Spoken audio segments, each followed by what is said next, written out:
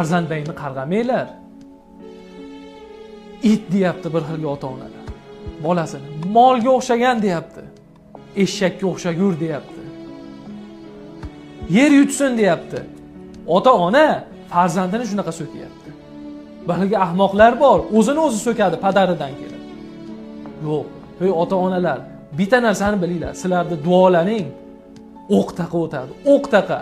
O'q ham hayron qoladi ota-onani og'zidan chiqqan farzandi uchun duosiga yo qarg'ishiga. Xo'p, farzandingiz ayb ish qildimi? Yomon ish qildimi? Qarg'agiz kelyaptimi? Mana shu tilingiz aynalgiz kelyaptimi? Zo'r so'zlarni ishlating. Muqobilidagi uni foydasiga tegadigan zo'r so'zlarni ishlating.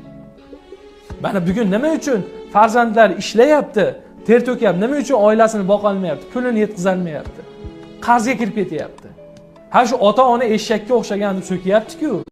Voy ota